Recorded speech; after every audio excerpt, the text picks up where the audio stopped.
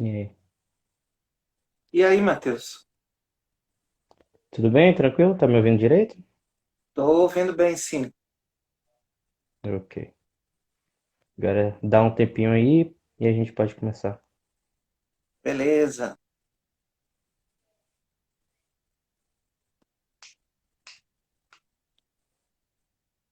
Ficar fazendo propaganda de ar-condicionado aqui, igual o Pois Lorenzoni é, aqui eu fez na tô. reunião do governo. Pois é, não, aqui eu tô aqui no quarto, acho que. Eu não sei se eu ligar o ventilador vai ficar fazendo barulho, eu tô com ele desligado. Só a janela aberta, Faz barulho. tá aí só o Não sofrimento. que daqui a pouco passa um carro de som aí também e faz um barulho. Pois é.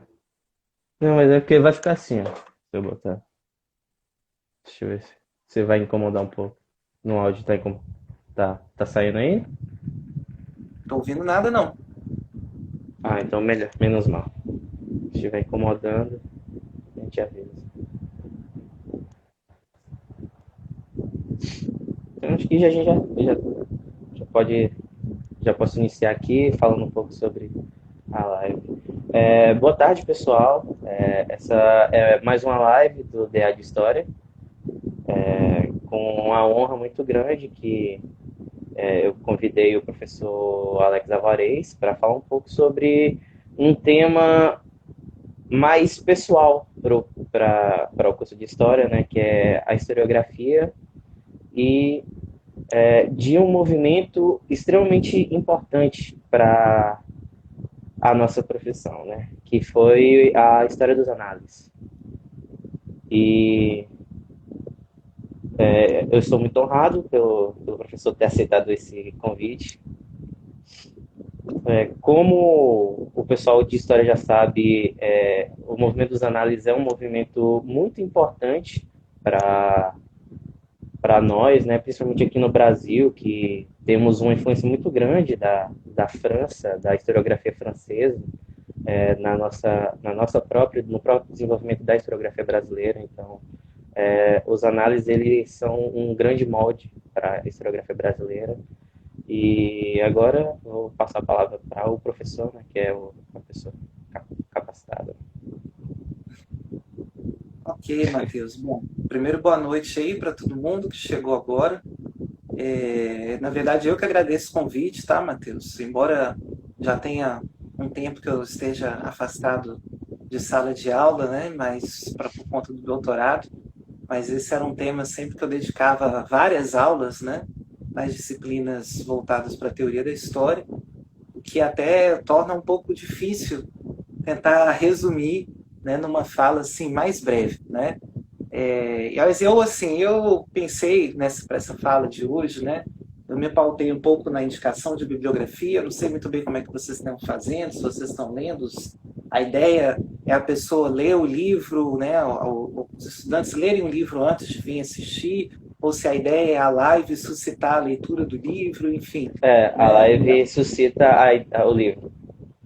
Né? Então, se foi isso, no caso, na verdade, eu vou fazer um pouco errado, né? Que o livro é esse do Peter Buck, né? A Escola dos Análises, né? É, Esse livro é muito bom, né? No sentido de que ele tem muita informação. Para quem já leu outros textos do Peter Buck, o Peter Buck, às vezes, ele passa informação em excesso, mas isso, para quem não conhece nada sobre o assunto, às vezes é uma ótima porta de entrada. Ele faz isso com todos os temas que ele trabalha.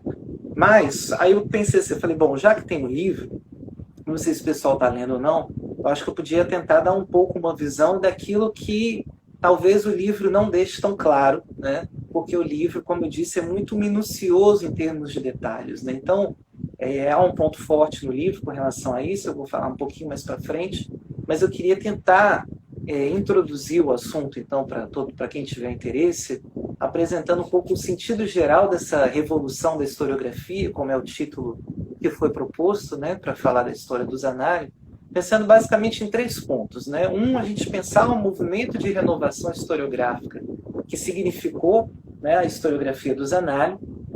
O segundo, a consolidação dos análises como uma escola, né, que leva Peter Buck a utilizar essa expressão, né, falar de uma escola dos análises, que é por si só já uma discussão um pouco polêmica, né? É um pouco controversa, na verdade, não chega a ser polêmica, mas um pouco controversa. E, por fim, a gente pensar na própria transformação que essa historiografia do Zanardi passou. Eu estou vendo que algumas pessoas que já entraram aí, já tem um monte de gente que já assistiu essas aulas já, né? Não, Fóbio, mas tudo bem, não tem problema não. Mas é sempre bom lembrar. E aí também, se as pessoas quiserem fazer colocações, ou se você mesmo, Matheus, né, quiser interromper às vezes para ler de algum comentário, alguma pergunta, fica à vontade, tá certo? Eu estou aqui tentando cronometrar o meu tempo para não falar mais do que eu já normalmente falo, né? Bom, então, para a gente falar do Zanardi como uma revolução da historiografia, né, ou uma renovação historiográfica, é preciso, em primeiro lugar, a gente ter em mente qual que era o cenário da historiografia europeia, né, naquele momento, né, no início do século XX, né, aí mais ou menos aí, há uns 100 anos atrás, né, principalmente a historiografia francesa, que é o cenário.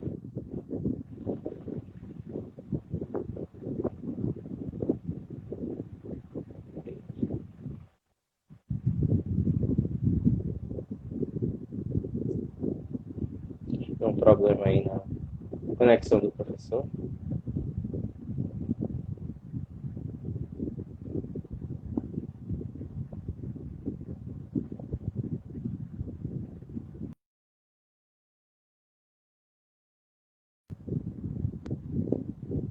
Ele teve um pequeno problema, já já ele está voltando, pessoal.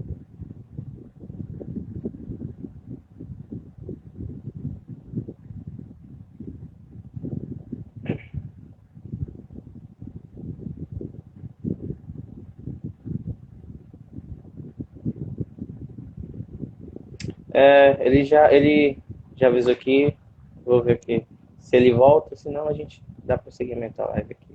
Eu vou dando as minhas considerações sobre a escola dos análises. Pois é, acontece.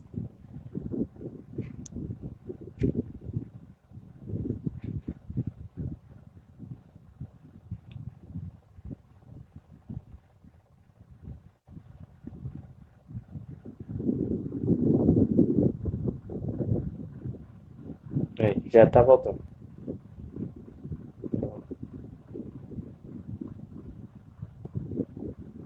Pronto. Pronto. Voltou? Tranquilo? Voltei. Eu achei que você tivesse caído, mas fui eu que caí, nem apareceu por ali. E aonde que eu estava na hora que eu caí? Porque eu tinha continuado falando. Você estava falando... Ainda você estava bem no início da sua fala, ainda falando um pouco sobre ali os meados no início do século XX. Então, no início do século XX, né, a gente tem o cenário da historiografia europeia, sobretudo a historiografia francesa, né, em que normalmente se associa a ideia da história positivista, né, que é uma expressão que eu não gosto muito de utilizar.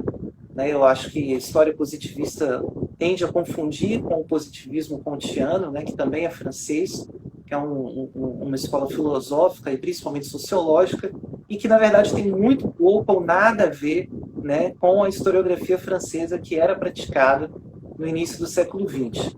Né? Nós podemos falar, é muito mais preciso a gente falar de uma historiografia metódica, né, porque era uma historiografia muito centrada na reconstituição do passado a partir da adequada crítica documental. O grande referencial dessa historiografia era principalmente um manual escrito por Charles Langlois, né, e o Seignobot, que eram dois dos principais historiadores franceses daquela época, e que justamente enfatizavam, né, para os estudantes de história, então, né, a necessidade de você reconstituir a verdade histórica a partir da crítica das fontes documentais. Então a gente tem que entender, né, que a renovação historiográfica proposta pelo Zanardi, na verdade, ela não tinha como intenção romper com essa necessidade, com esse apoio das fontes documentais. Né? Do que se tratava, então?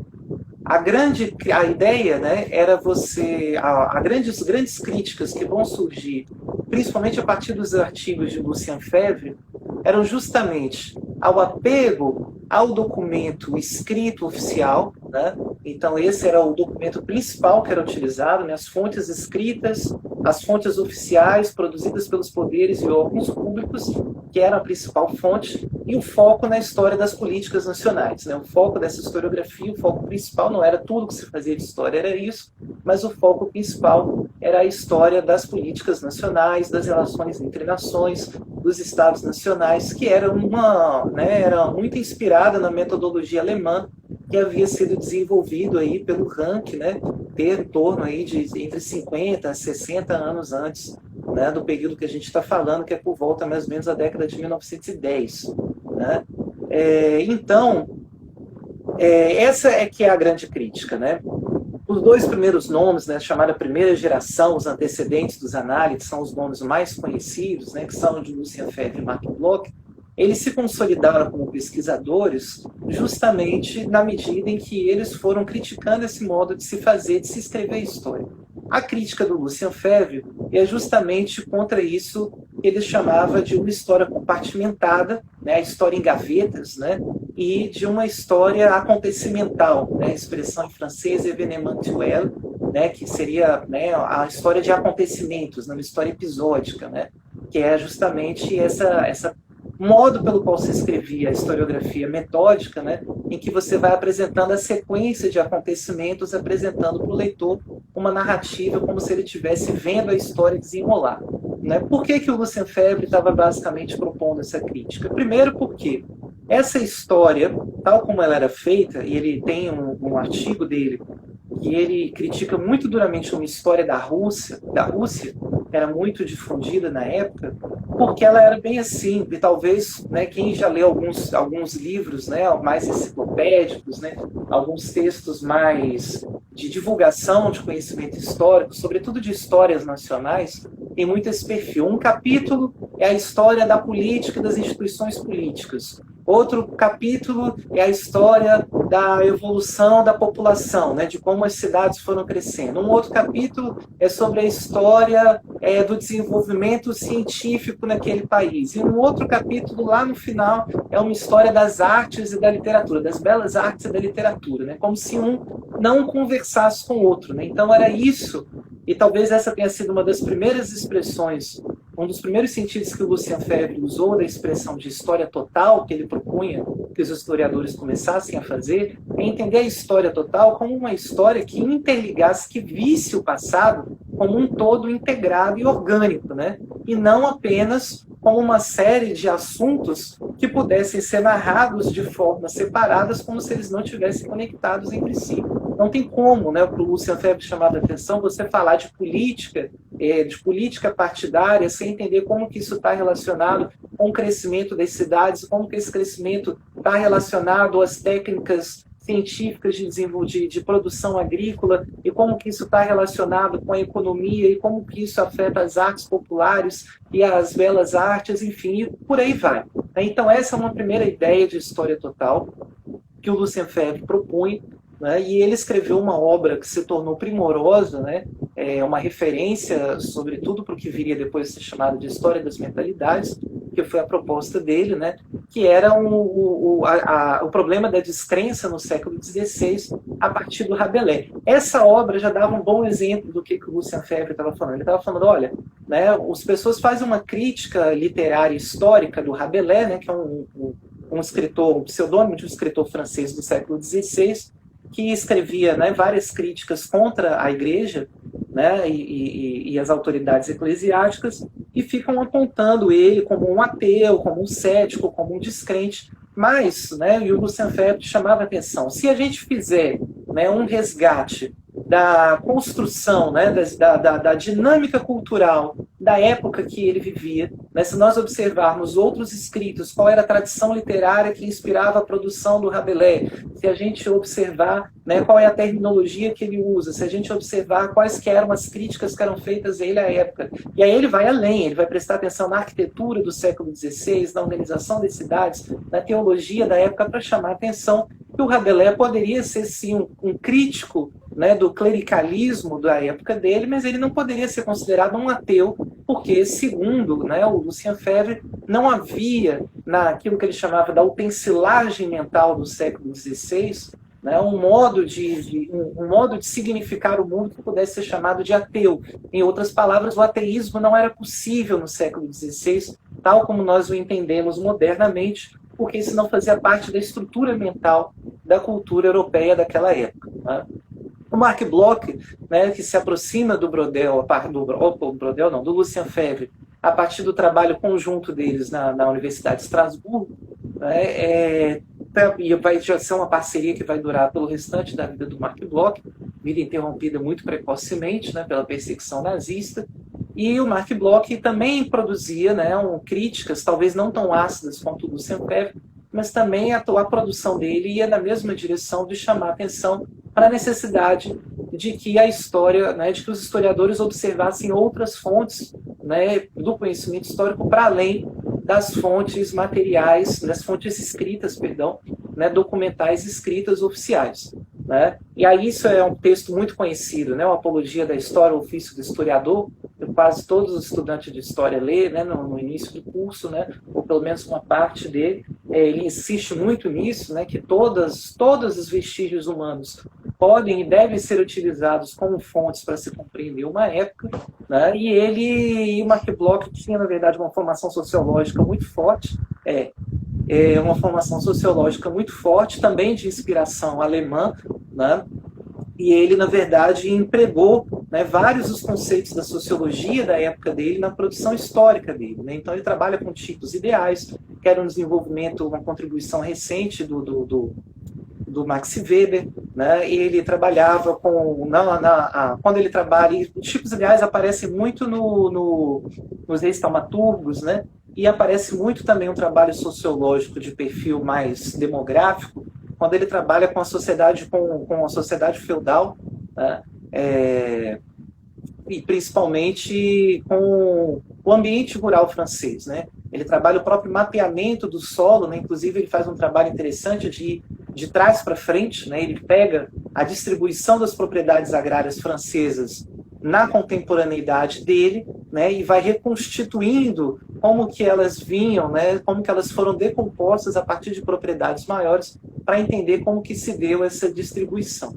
Então, basicamente, né, o que Lucien Febvre e Marc Bloch estavam chamando a atenção era para um fenômeno novo que existia nas humanidades do início do século XX e que os historiadores já consolidados, né, os catedráticos da época, não estavam devidamente atentos, que eram as inovações trazidas pela sociologia, né, pelas ciências sociais como um todo.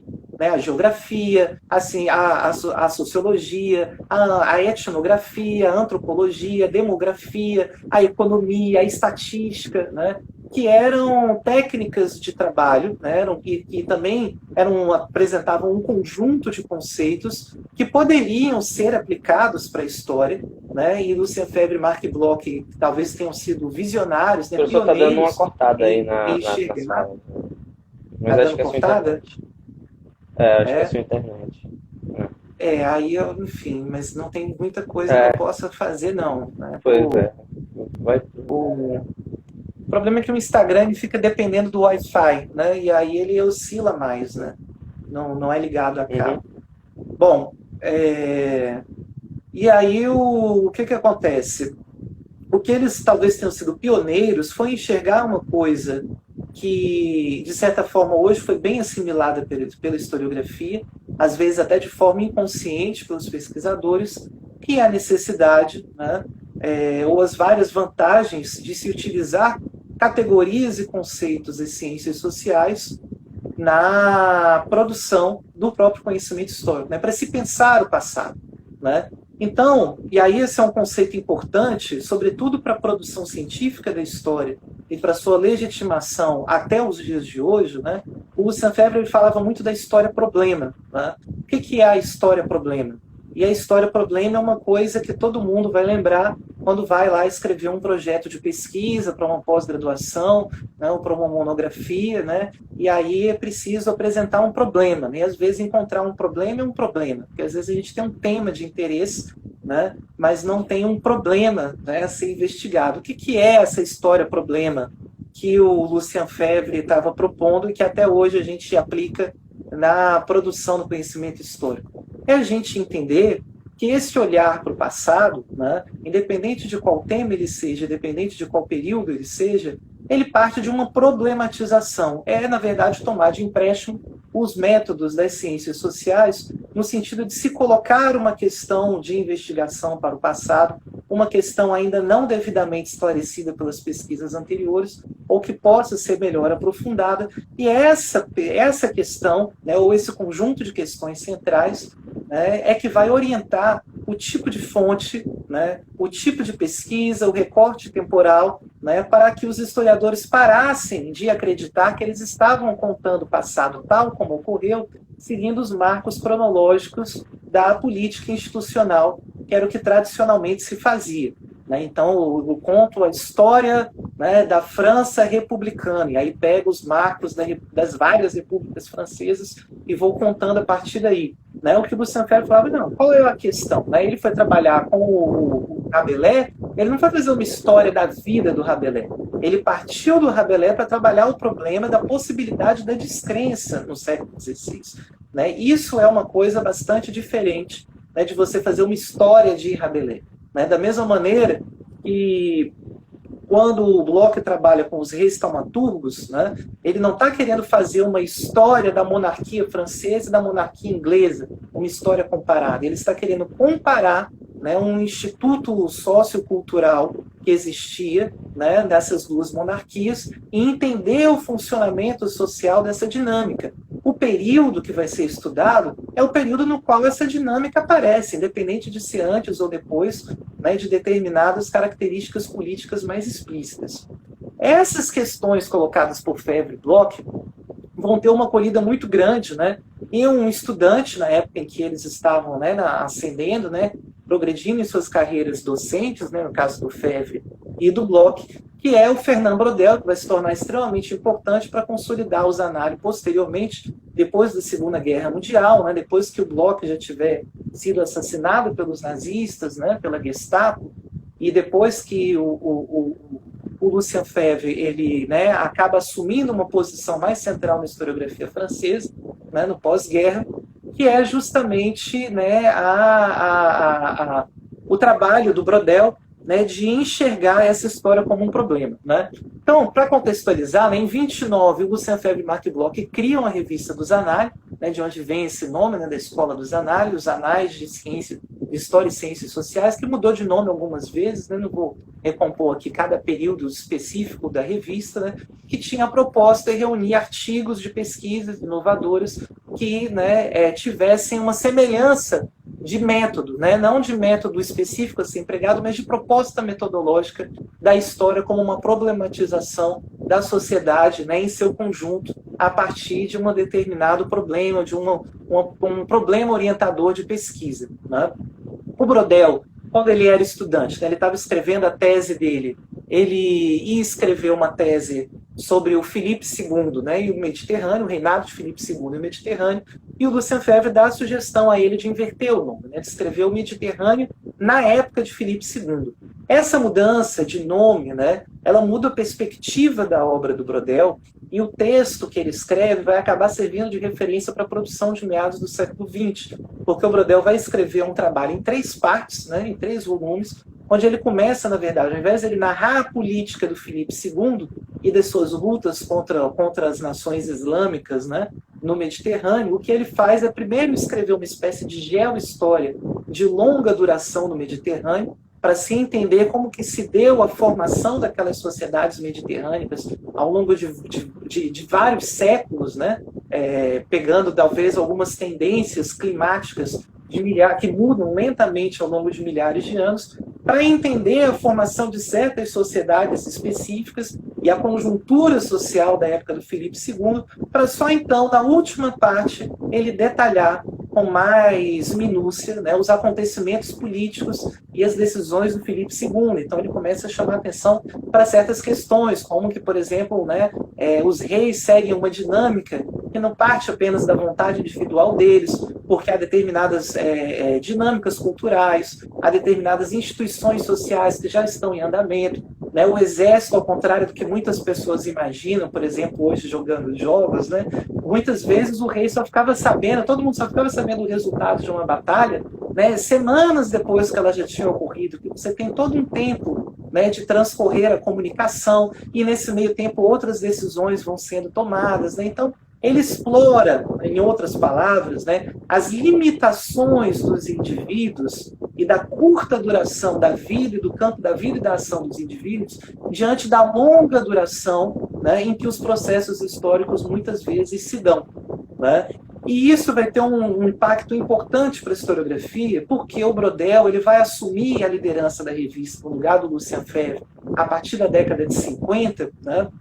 E ele não só assume a liderança da revista, como ele assume também, né, a liderança, né, a direção da sexta seção da Escola de Altos Estudos francesa, e ele tem um trabalho, ele tem uma dedicação, um trabalho institucional muito grande de consolidar essa perspectiva historiográfica, inclusive fazendo parcerias com outros países, com a Alemanha, com a Inglaterra, com os Estados Unidos, com o Brasil, né? O Brodel também ele veio aqui no Brasil, ele fez parte do grupo de pesquisadores convidados a fundar, né, a Faculdade de Ciências Humanas, né, da USP, né, do que viria a se tornar a USP posteriormente, né, do que veio a se tornar a USP. Então, o Brodel, né, inclusive ele tem uma inspiração também, né, em alguns trabalhos brasileiros, mas isso é um assunto para uma outra conversa, né, porque ele conheceu a obra do Gilberto Freire e isso teve um impacto também na visão dele sobre história, ele comenta disso, né?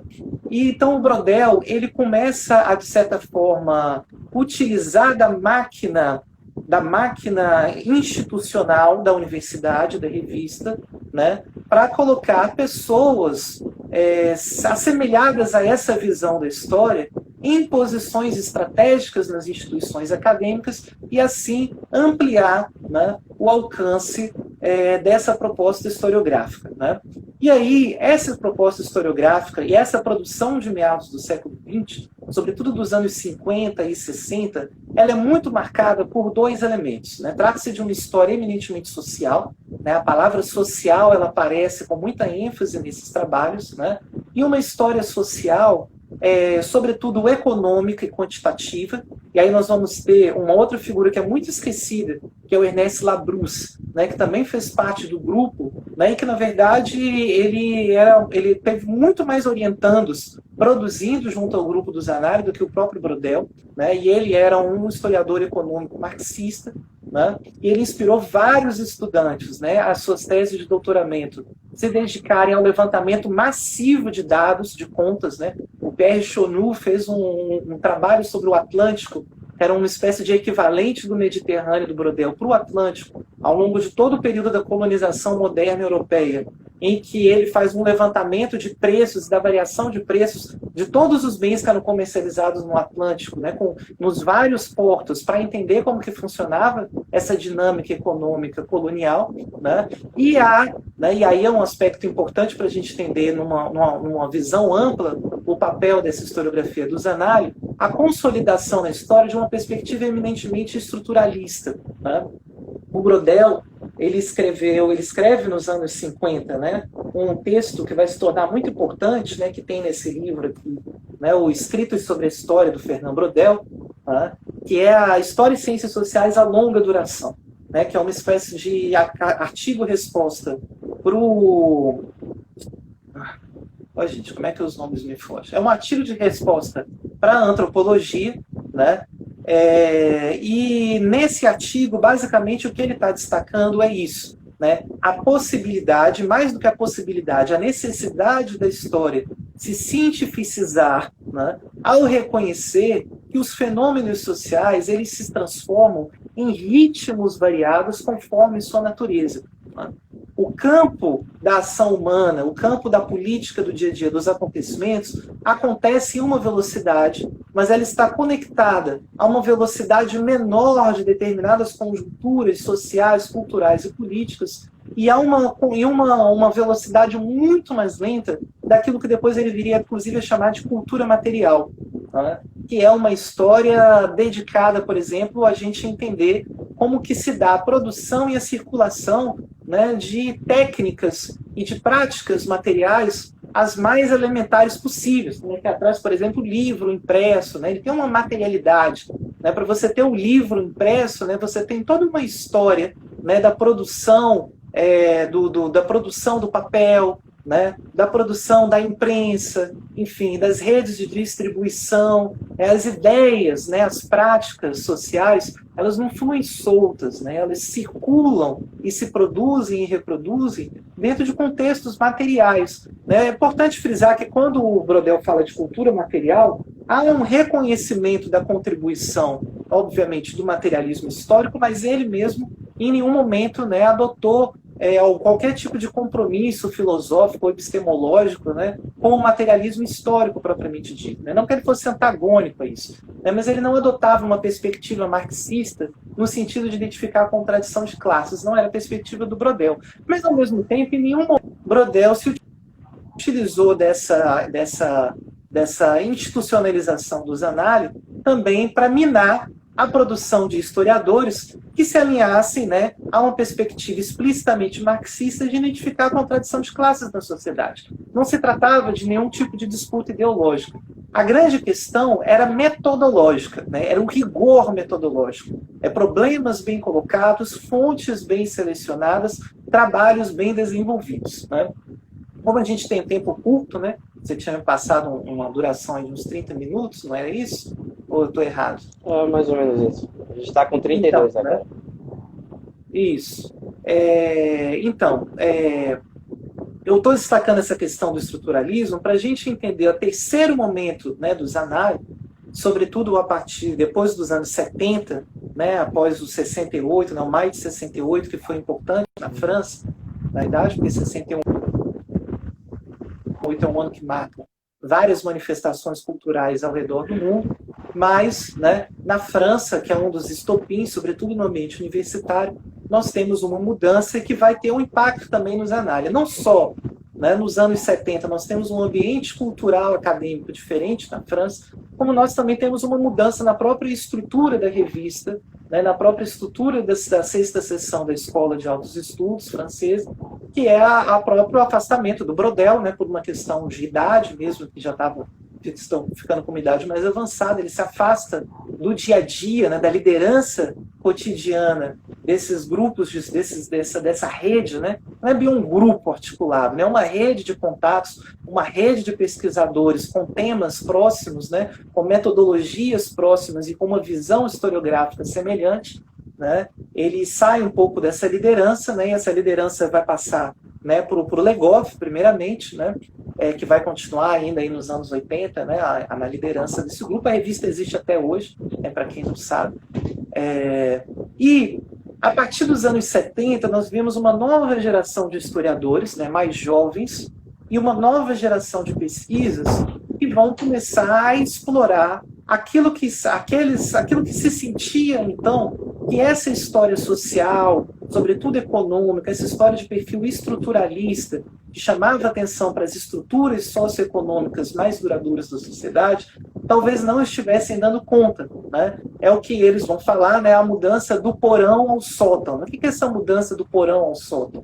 É uma espécie de mudança de foco do porão, que é a estrutura socioeconômica, né? E a infraestrutura, né, naquele sentido marxista do termo, para aquilo que seria o sótão, que é o patamar das mentalidades e da cultura, né, o patamar da ideologia, talvez, né,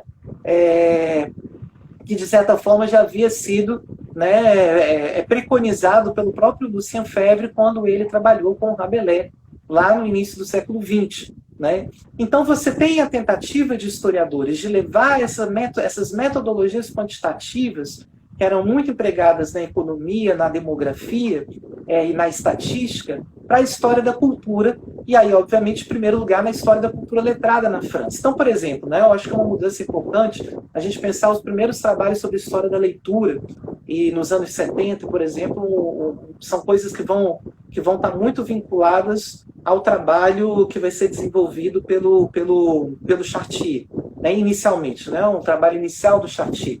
ao invés de se fazer uma história da leitura, né, uma história dos livros, uma história da literatura, pensando na transmissão de ideias, né, como se as ideias pudessem ser transmitidas de um para o outro, que é uma visão tradicional, por exemplo, na história da filosofia, né, o que um autor como Chartier vai propor fazer? Vamos fazer uma história da leitura, mas chamando atenção para a materialidade dela. Por isso que eu estava destacando esse aspecto da cultura material. Então ele vai observar quantos livros eram produzidos em um determinado período, né? Onde que se produziam esses livros, onde que eles eram encadernados, onde que eles eram vendidos, por quanto que eles eram vendidos, ou seja, qual era o poder aquisitivo necessário para as pessoas comprarem livros, né? Qual que era a tiragem, se essas tiragens tinham flutuações ou não, dependendo da conjuntura econômica, dependendo de determinados fenômenos políticos, que tipo de correlação a gente consegue encontrar entre uma história quantitativa da leitura, ou quantidade de leitores, por exemplo, né? Quantas pessoas são ou não são alfabetizadas, quantos dos alfabetizados efetivamente leem e compram livros, né? E se a gente quantificar a distribuição da prática da leitura em um determinado período em uma sociedade, que tipo de correlações a gente poderia encontrar com outros fenômenos sociais, com outros fenômenos econômicos, ou políticos, ou culturais daquele mesmo período, né? Há contrastes, há proximidades. Então é interessante que as primeiras tentativas dessa história cultural, né, feita nos anos 70, ela tem essa preocupação de tomar de empréstimo aos métodos quantitativos das ciências sociais. Só que nos anos 80, né, e aí é onde há um pouco uma confusão, nós temos uma grande virada, né, dentro da história, dessa historiografia, uma virada que alguns falam assim, a nova história. Não. Nova história, na verdade, era um termo que o Lucien Febvre já propunha para a historiografia. Ele falava, era preciso uma nova história, né? E lá, desde os primeiros números dos análises, eles já consideravam que eles estavam fazendo uma nova história. Nos anos 80 é como se a gente visse acontecer na França o surgimento de uma nova história, que acaba sendo uma nova história, né, de um perfil mais cultural, uma nova história cultural. Porque também já existiam histórias culturais, né, história cultural, mas por um viés mais tradicional. Nos anos 80, né, uma crise muito grande epistemológica dentro da historiografia, e aí é preciso pensar que essa crise é impactada pela antropologia da época, né, sobretudo pela antropologia de língua inglesa, e pelas contribuições também do Foucault, que já estão sendo bem absorvidas pela instituição acadêmica francesa dessa época.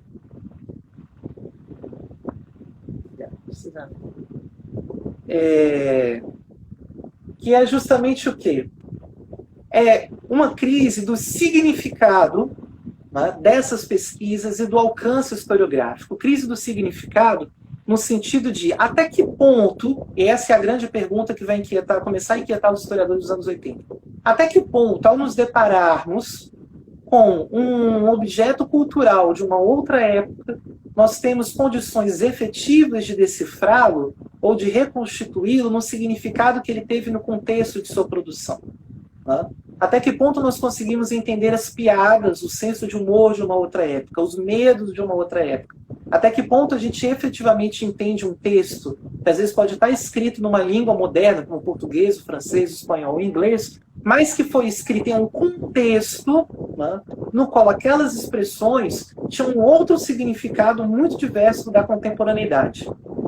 E essa inquietação começa também a levar a um problema sobre qual alcance que a história efetivamente conseguia trazer em termos de compreender o passado do ponto de vista cultural, né?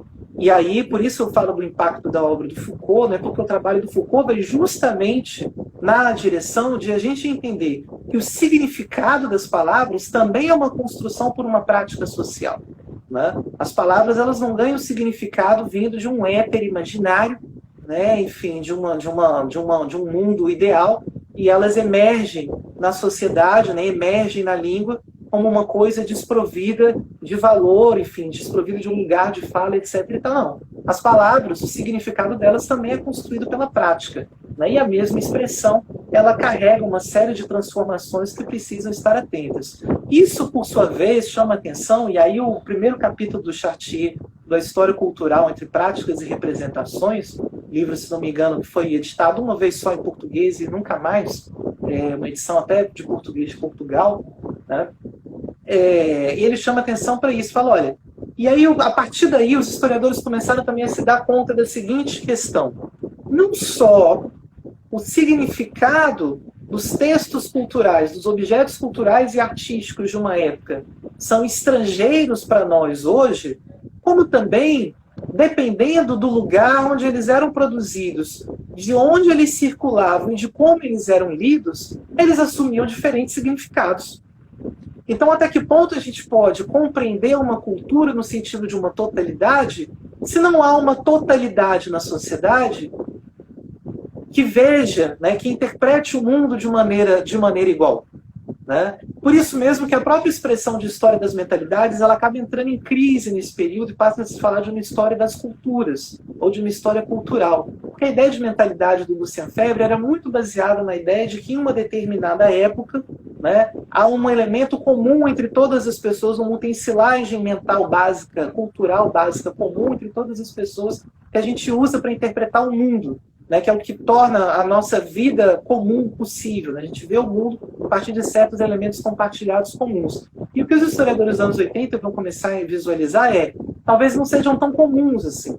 Talvez entre grupos sociais distintos, entre grupos étnicos diferentes, há diferenças muito grandes. Entre homens e mulheres já há diferenças muito grandes. Entre pobres e ricos, entre camponeses e citadinos, né, e etc, né, letrados e não letrados, e por aí vai. Né? Que é, por exemplo, uma coisa que aparece muito claro no trabalho do Ginsburg, que não era exatamente vinculado à história dos análises, mas que vai chamar a atenção para esses pesquisadores também.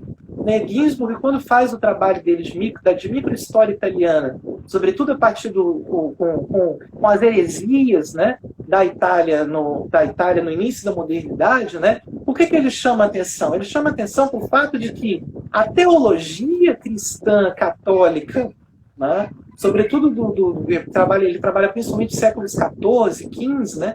Se você pensar nesse período, essa teologia, embora ela tenha um corpo bem consolidado nos textos teológicos oficiais, ela não chega nas populações da mesma forma. Né? As populações que leem os textos religiosos e que ouvem, né, que escutam os sermões religiosos das fontes eclesiásticas, elas interpretam isso com outras referências que passam por outros textos e que passam por outras tradições de religiões populares. Então, por exemplo, a gente pode pensar aí nas simpatias que existem até hoje no ambiente religioso católico e que não é uma questão teológica, é uma prática religiosa popular que mescla a teologia com outras sensibilidades e com outros elementos, enfim, e vira uma outra coisa. Né? Então, há uma complexidade da vida cultural que não se reduz à quantificação ou uma estratificação social que a estrutura dê conta. E aí é por isso que vai se falar que essa terceira geração é uma geração pós-estruturalista, no sentido de que esses historiadores começam a se dar conta de que identificar os marcos centrais da estrutura social não necessariamente vão elucidar os fenômenos de ordem cultural e antropológica. Né? Então, é por isso que alguns vão falar que se trata de uma virada linguística na historiografia, porque os historiadores se dão conta de que a própria história é uma interpretação linguística, né, de uma língua estranha, de uma outra cultura, e que se baseia, por sua vez, em também interpretações linguísticas que são as fontes daquela época, né, e que acaba sendo essa abordagem pós-estruturalista, criando uma certa cisão que eu diria que perdurou aí até os anos 90, ou até o início dos anos 2000, muito grande, entre perspectivas historiográficas que assumiam explicitamente essa perspectiva pós-estruturalista e rejeitavam a história social estruturalista, e uma perspectiva dita pós-modernista, né, pós-estruturalista, no sentido de que, ainda que reconhecendo a necessidade de uma metodologia científica e problematizante característica das ciências sociais, mas que não buscava mais, né, uma dinâmica social e estrutural, né, que fosse capaz de explicar de modo causal, né, os fenômenos sociais. Né? Bom, para concluir, o que essas mudanças todas em várias fases do grupo, né, da revista, do programa dos Zanália, levantam, né, justamente a questão se a gente pode falar de uma escola. Por isso que eu falei do texto do Peter Buck. Né? Porque até que ponto, né, ele se reuniu uma escola é muito questionável, já que não houve, né, nenhuma metodologia comum, nenhuma proposta filosófica comum. O que houve foi uma confluência de uma perspectiva epistemológica de como a história deveria ser feita e como ela não deveria ser feita. Mas isso em contornos muito gerais, né, e não em limites muito estreitos a respeito. Havia uma liberdade muito grande de temas e métodos. Né? O que não podia haver era a não definição de temas, né, e a não definição de métodos. E aí eu vou deixar como sugestão de leitura para quem quiser se aprofundar, né, 2 textos. Eu vou fazer a propaganda do José Carlos Reis, porque eu acho que não vai ter texto melhor para ler sobre Escola dos Zanália do que José Carlos Reis. Ele tem esse livro aqui, Escola dos Zanália, Inovação em História, que é assim como o do Peter Buck, também um apanhado geral das várias fases, também bastante minucioso, não tão minucioso e detalhista quanto o Peter Buck, mas, por outro lado, que trabalha essas conexões, né, entre o pensamento filosófico e o fundamento epistemológico dos diferentes momentos de maneira mais clara. E para quem quiser uma leitura mais densa, esse livro ótimo, também do José Carlos Reis, No Velho Estoar e o Tempo Histórico, a contribuição de Febvre, Bloch e Brodel, onde ele se dedica especificamente à contribuição desses 3 autores e que, inclusive, explora de maneira muito bem trabalhada essa questão da contribuição do estruturalismo antropológico e linguístico para a historiografia. Aí a gente abre, acho que para o debate, se alguém quiser fazer algum comentário. As perguntas estão abertas aí, quem quiser. Eu acho que, para mim, as minhas primeiras memórias do curso de História são extremamente marcantes, porque essa aula aí, essa aqui veio uma nostalgia absurda. Eu nunca vou esquecer.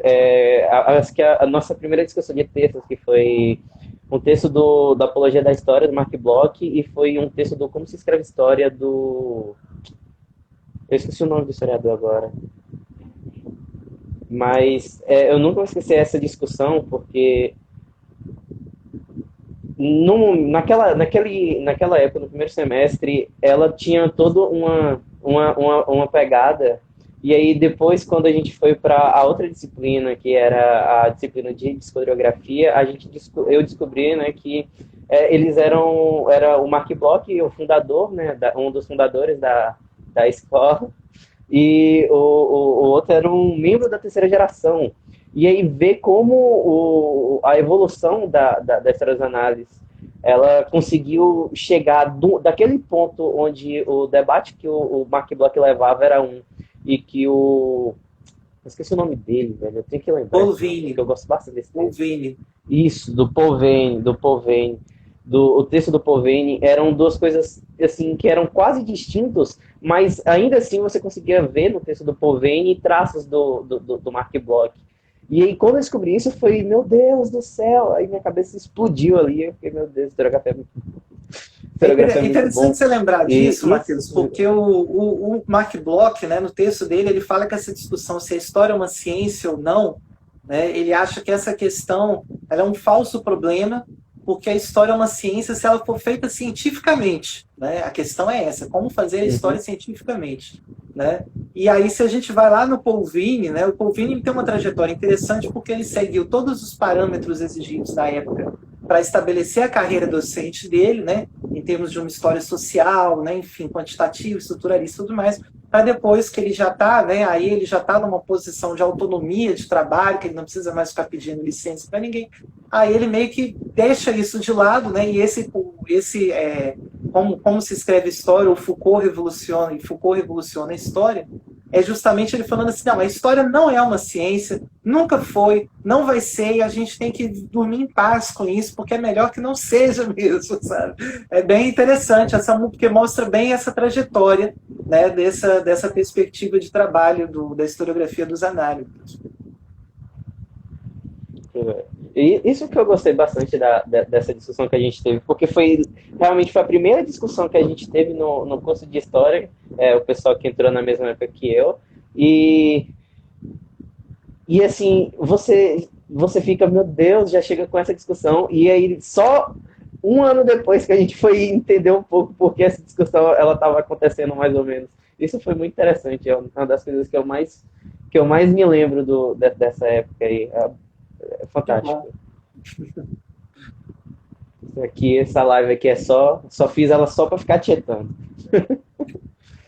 Mas, assim, as perguntas aí, quem tiver alguma pergunta no chat. Uma outra pergunta que eu queria fazer você até tocou, essa influência do materialismo histórico na história dos análises, ela se vê muito mais presente já na terceira geração. Da segunda geração, acho que só teve um historiador, né, que foi assim que puxou mais para esse lado, não foi? Não, eu diria que na verdade é o contrário, né? A segunda geração, ela tinha um número, e aí realmente o Peter Burke é quem trata melhor disso. Ele acho que ele trata isso mais detalhadamente, né, no livro, na parte que ele trabalha aí ele fala da era de Brodel, e aí quando ele coloca lá o nascimento da história quantitativa, a terceira seção do terceiro capítulo, é onde ele explora os autores, né, que têm uma perspectiva marxista mais clara, né, e que nem por isso eles né, tiveram qualquer tipo de problema de se inserir nessa rede de contatos dos historiadores dos análises. Né? Há uma proximidade muito grande, né, obviamente, entre a segunda geração e o marxismo, justamente porque são perspectivas estruturalistas, né? E o materialismo histórico, né, marxista, ele ainda é, né, talvez provavelmente a melhor ferramenta para se pensar a estrutura social, né, como um conjunto, né, explicativo, né, com conceitos bem elaborados e que, ao mesmo tempo, dinamicamente, do ponto de vista histórico, né, que inclui a sua transformação. Né? O problema, talvez, seja mais no sentido de que, e essa é uma discussão importante de ter, né, eu acho que talvez, de longe, a maior contribuição dos análises não foi a questão da história quantitativa, do estruturalismo ou do pós-estruturalismo, mas foi essa exigência de um rigor metodológico na produção. Né? E o rigor metodológico, né, para o Febvre e para o Bloch, né, e o Brodel vai levar isso adiante, passava muito pela ideia de que o historiador ele não está fazendo proselitismo político. Né? Então, ele até pode ter suas posições políticas, mas ele segue o rigor dos conceitos e da metodologia que ele utiliza. Né? Não é papel do historiador ficar panfletando, né, para um lado A, B ou C. Né? Então, há muito mais desconfiança por parte do ponto de vista marxista, uma desconfiança com essa pretensa neutralidade ideológica que a proposta do Zanardi defendia para a historiografia, do que propriamente um antagonismo. Né? Porque aí, né, há esse desconforto. Né? Até que ponto a gente consegue fazer um distanciamento, né, como se o historiador não tivesse um lugar de fala também, né, ou como se esse conhecimento não fosse produzido dentro de uma determinada prática social. Né? Aí gente, eu estou péssimo para lembrar do nome dos autores, né? Mas eu estou esquecendo o nome das pessoas. Deixa eu ver. Então, mas o Dissertor, por exemplo, né, é quem vai chamar a atenção disso. Né? Tem um texto do Dissertor, né, a Operação Historiográfica, né, que é fenomenal, né, para a gente entender como que o não dito da história, né, é justamente o contexto de produção da pesquisa histórica, que o historiador raramente assume. Né? Quem ele é, de onde ele vem, por que ele está falando daquilo, né, e o que ele está almejando com aquilo. Né? E, de certa forma, talvez seja a maior lacuna da historiografia dos análises, que nesse sentido o marxismo detectou bem. Né? Essa história que se diz cientificamente rigorosa, metodológica, e que, no entanto, nesse rigor metodológico, oculta, né? Ainda que ela procure explicitar de uma maneira controlada quais são os conceitos que estão sendo utilizados, qual é a perspectiva que está sendo adotada, coisa que a historiografia metódica não fazia, né? Mas ainda assim, né, elas pressupõem um distanciamento, né, com os interesses sociais, né, com os pontos de vista sociais, que talvez não seja possível também. Já está chegando aqui nos 5 minutos finais da live, então já vou fazer aqui umas considerações finais. Eu gostaria de agradecer o senhor por ter aceitado esse convite. Foi uma live fantástica, muito bom ter a oportunidade de ouvir você falando sobre historiografia. É algo que acho que o pessoal assim de 2017 para trás que estava na UFOB, que conhece, sempre fica perdido nesse mundo. Então algo muito bom para mim poder Eu tô vendo ter os tido essa comentários das pessoas oportunidade. aí, muita gente na nostalgia aí, ó. Pois é. Essa aqui é a live da nostalgia aí do pessoal mais antigo do curso de UFOB aí. Quem viu, Eu sinto falta de na sala hora de aula bate. também, Então, viu? eu gostaria de agradecer bastante pela sua presença. Se você quiser fazer algumas considerações finais antes da gente encerrar. Não, só agradecer, enfim, estou à disposição sempre, né? Não tem problema nenhum. Qualquer coisa pode entrar em contato. Fico feliz que o pessoal tenha essas lembranças boas, né, das aulas. É sempre bom isso, né? Sempre gratificante, né? E sinto muita falta de sala de aula também, né? Acho que a melhor parte é a sala de aula, né? Às vezes eu gostava de dar aula à noite por causa disso, que às vezes depois de um dia das reuniões mais infernais da universidade, pelo menos ia para a sala de aula, ia encontrar com vocês e a gente ia conversar de coisa empolgante, né? E aí é sempre melhor, né? A parte burocrática da universidade é um martírio, na verdade. Que bom, né? Mais uma vez agradecer, muito obrigado, professor Alex, muito obrigado a todas as pessoas que acompanharam com a gente aí a live. Isso é um projeto que a gente está trazendo todas as quintas-feiras, então na semana que vem vamos ter mais uma live. A gente ainda não tem o tema, mas até segunda-feira já vai sair já a definição, tudo. Então, fiquem aí ligados nas nossas redes sociais, a gente vai estar anunciando para todo mundo. Amanhã vai sair a dica de livro, né, a dica de leitura, que é a Escola dos Análises, 1929-1989, do Peter Burke. Então, quem quiser dar uma lidazinha, é um pouquinho complexo, mas muito bom. É isso, gente. Muito obrigado. Obrigado.